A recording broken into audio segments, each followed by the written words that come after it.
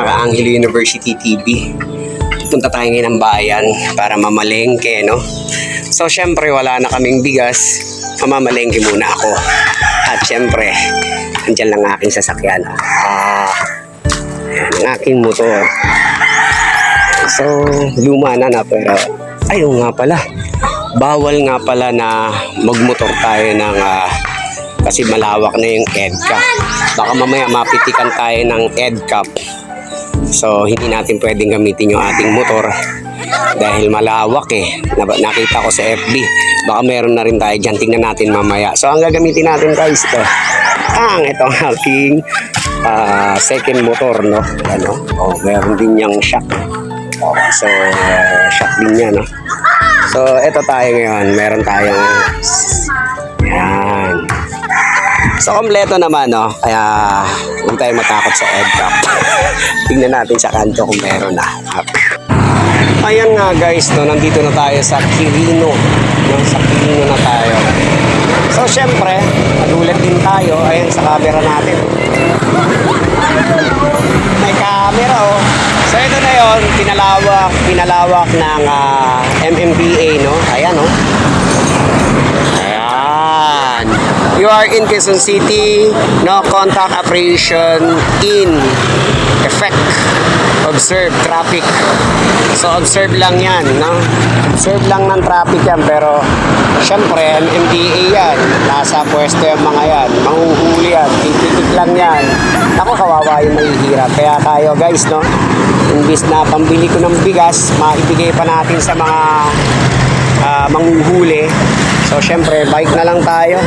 Ang mag-a-adjust talaga tayong mahihirap, no? So yan nga, no? Dahil sa mga pinatupad nila, okay sana yan, magaganda yan para pang huli sa krimen. Pero ito lang masasabi ko, ang krimen kahit saan mo gawin, magagawa nila yan. Hindi naman nila kailangan yan na ganyan-ganyan para kikrimen at kikrimen yan. Pero ito, ang maapektuhan nito kada huli, yan, violation yan, no? Pitik, violation yun. So yun, mapipitikan yun, may huli yun. Walang helmet, no? So dito lang din, walang helmet, huli na ako. Yung estudyante ko, hindi ko na maihahatid ng sabay. So para sana makatipid, hindi ko na mahahatid kasi may motor din ako. Medyo nabahaan nga lang, kaya nakulangan ng mga pyesa, no? Walang ilaw, mga pundido dahil nga sa marami siyang kakalikutin. So ginawa ko, mapapakinabangan pa naman yung aking motor, panghatid-hatid sundo na lang sa aking mga estudyante at pamalengke, pero ngayon hindi na natin magagawa yun, no? So totally stuck na yung motor ko na yon.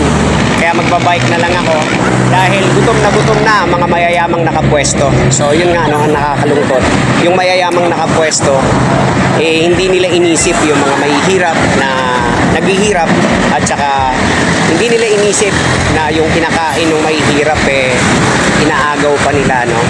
Yung iba dyan na nagbibiyahe para kumita ng konti, inaagaw ng mayayamang nakapwesto, no? So yun nga, sana pinag-isipan muna nila yung batas na, so dapat pinag-isipan muna nila kung meron ba silang maapektuhang hirap, kasi nandyan sila para sa may hirap, makatulong sila. So ang gusto ng nasa pwesto ngayon para pang gusto nilang ibenta yung kanilang produkto na talagang business ang inaano nila, no? Yung CCTV na yan para maibenta at mailathala sa buong syudad at buong Pilipinas. Kailangan mailatag. Hati-hati, bakas-bakas yan mga mayayaman. Kaya yun, naipatupad nila agad, ang bilis, no? Nailagay nila yung dapat nilang ilagay kasi nga business nga yan. So malaking kikitain nila dyan, parte-parte sila niya, no? So ayan nga, ang nag-a-adjust sa tayong mahihirap na imbis na makatipid tayo para sa paghahatid at pamamalengke lang sana nang wala tayong nababayolate. Sumusunod naman tayo sa batas kasi pag may mga kakulangan yung ating mga motor or meron tayong mga pagtitipid, may isasabay na lang natin yung estudyante natin paghatid dahil nga unang-una traffic pagka school na, no? School day. Kaso lang hindi na mangyayari yun, talagang always traffic talaga, no?